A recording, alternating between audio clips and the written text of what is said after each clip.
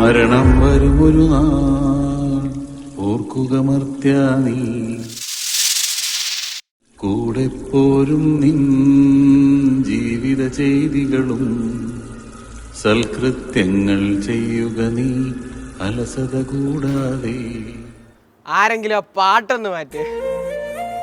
ഞാൻ ജോർജ്. ഞങ്ങളുടെ ഒരു സാധാരണ കൃഷി കുടുംബമാണ്. എല്ലാ കുടുംബത്തിലെ പോലെയും എൻ്റെ കുടുംബത്തിലുണ്ട് ചെറിയൊരു കുറുമ്പ്. അല്ലടാ, ആ കുറുമ്പിന്റെ പേരാണ് മാർക്കോ.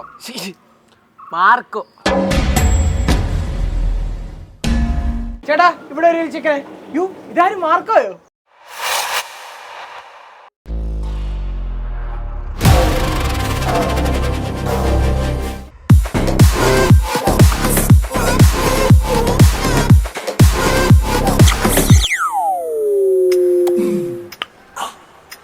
ചേട്ടാ, 1 കിലോ ചിക്കൻ. हाँ मार्को, इप्पो तराम भैया, जल्दी करो.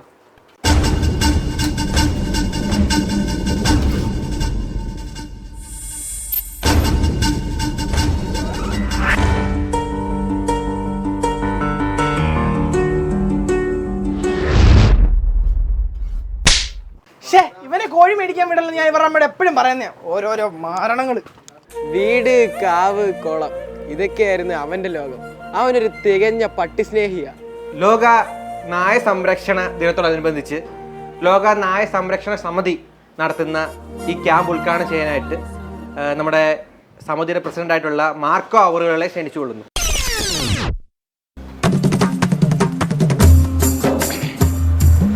നായകൾ ഈ ലോകത്തിന് നൽകിയ സംഭാവന ഒട്ടും ചെറുതല്ല. അതുകൊണ്ട് തന്നെ മനുഷ്യന്മാരെക്കാളും കൂടുതൽ നമ്മൾ സ്നേഹിക്കേണ്ടതും പരിഗണിക്കേണ്ടതും നായ്ക്കളെയാണ്. നായകളെ കുറിച്ച് പറയുമ്പോൾ പണ്ടെൻ്റെ വീട്ടിൽ നടന്ന ഒരു കാര്യമാണ് എനിക്ക് ഓർമ്മയിൽ വരുന്നത്. ഞാൻ ചെറിയൊരു ഫ്ലാഷ് ബാക്ക് പറയട്ടെ. അമ്മ, ഈ നായ്ക്കളുടെ മുങ്ങുണ്ടോ? അമ്മ, നമുക്കിതിന് നമ്മുടെ വീട്ടിൽ വളർത്താമേ. എനിക്കിതിനെ ഇഷ്ടമല്ല, വീട്ടിൽ വളർത്താൻ പറ്റത്തില്ല. അമ്മ, ഞാൻ പറയുന്ന അമ്മ ഒന്ന് കേക്ക്. ഇല്ല ഇല്ല ഇല്ല, ഇതിനെ വീട്ടിൽ വളർത്താൻ പറ്റത്തില്ല. അമ്മേ, എന്നെ ഓർത്തെങ്കിലും പ്ലീസ്. അന്നാ ഒരു കണ്ടീഷൻ, ഒന്നെങ്കിൽ നീ അല്ലെങ്കിൽ നിന്റെ പട്ടി, ഏത് വേണമെന്ന് നീ തീരുമാനിക്ക്.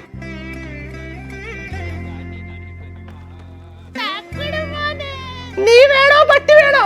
പട്ടി മതി, പട്ടി മതി.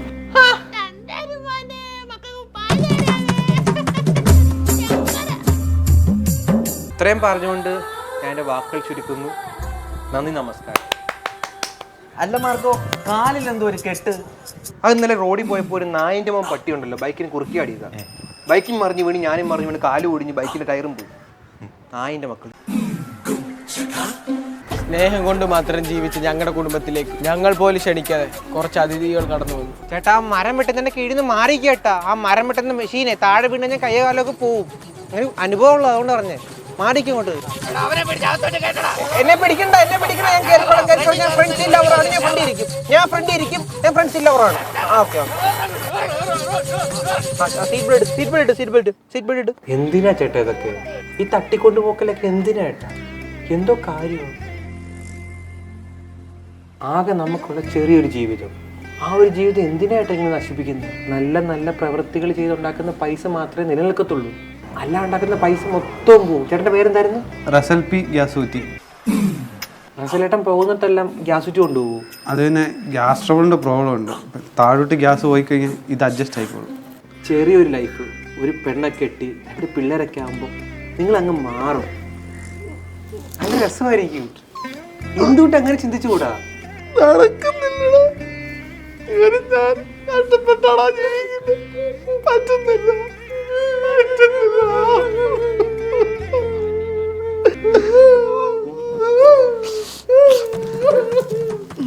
ഹാപ്പി ആയിട്ടിരിക്കട്ടോ. എല്ലാം വിട്ട് ഇന്ന് തൊട്ട് നല്ല ആൾക്കാർ. ഞാൻ ആ കാറിൽ കിടക്കുന്ന പട്ടിക്ക് 2 ബിസ്ക്കറ്റ് എടുത്തോട്ടെ. മോൻ കൊടുത്തിട്ട് പോടാ.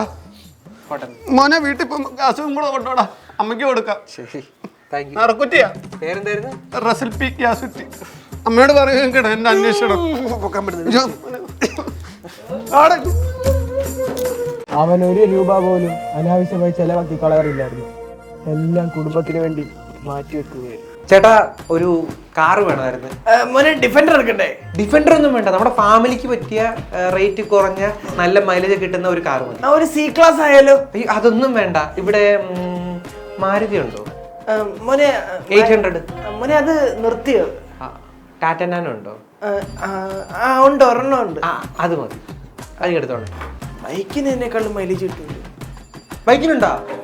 ഇല്ല. ചെറിയ ബൈക്ക് എടുത്താൽ മതി. അല്ല ബൈക്കില്ല. അപ്പുറത്തെ ബൈക്കിന്റെ ഷോറൂം ഞാൻ അങ്ങോട്ട് വെക്കോളാം. അല്ല ഇവിടെ ഉണ്ട് കാറ്. ബൈക്കാന്നല്ല, ബൈക്കുണ്ട്. ഞങ്ങൾ 4 പേരുടെ ട്രിപ്പിൾസ് അടിച്ച് വെക്കോളാം. ട്രിപ്പിൾസ് അടിച്ച് സ്പ്ലെൻഡറിനകത്ത് തന്നെ. ഇതിനിടയ്ക്ക് ഞങ്ങളുടെ കുടുംബത്തില് ഒരാള് അച്ഛാ വേദന എടുക്കും അച്ഛാ. അച്ഛാ അച്ഛാ. മോളെ പേടിക്കണ്ട, ഞാൻ ഇപ്പൊ മാർക്കോയെ വിളിക്കാം. ടെൻഷൻ ആവാതെ വെയിറ്റ്. ഹലോ മാർക്കോ മോനെ, അവക്ക് പെയിൻ വന്നടാ.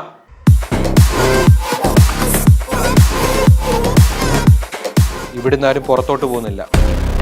എൻ്റെ കൂട്ടുകാരൻ അവൻ ഇങ്ങോട്ട് വരും. അവനൊരു ഡോക്ടറാ, ഗൈനക്കോളജിസ്റ്റ്, സിറസ് MBBS FRC of the country. Marco sorry Marco. എന്റെ പൊന്നച്ച, ഇവനുള്ളപ്പോ എന്തിനാ എന്നെ ഇങ്ങോട്ട് വിളിച്ചത്? ഞങ്ങൾ രണ്ടും പഠിച്ചത് ഒരുമിച്ച ഒരു സാധനമാ MBBS. ഇവൻ ഹേർട്ട് സ്പെഷ്യലിസ്റ്റ്, ഞാൻ ഡെലിവറി സ്പെഷ്യലിസ്റ്റും. എന്റെ പൊന്നച്ച, ഇവൻ ഹാർട്ട് എടുത്തിട്ട് ഇങ്ങനെ അമ്പാനമാണെന്ന് കണ്ടിട്ടുണ്ടോ?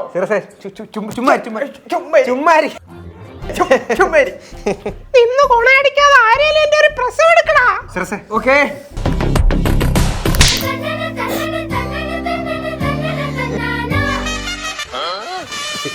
മോനെ കൊച്ചൻ കയ്യത്ത് പോയല്ലോടാ. എടുത്തോണ്ടോ?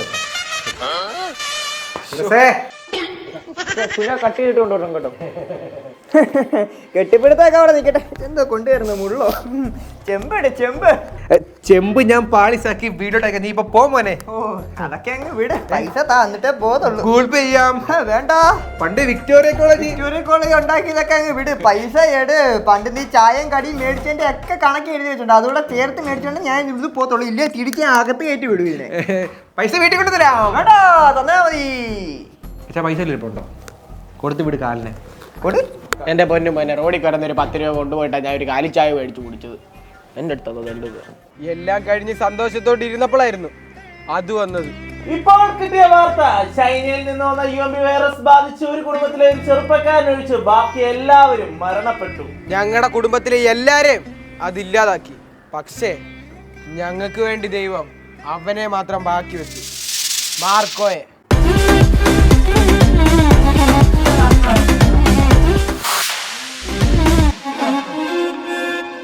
എൻ്റെ വീട്ടുകാരെ ഇല്ലാതാക്കിയ വൈറസിനെ ഞാൻ സാനിറ്റൈസർ കൊണ്ട് കുളിപ്പിക്കും, മാസ്ക് കൊണ്ട് മൂടും, പാത്രം കൊട്ടി ഓടിക്കും.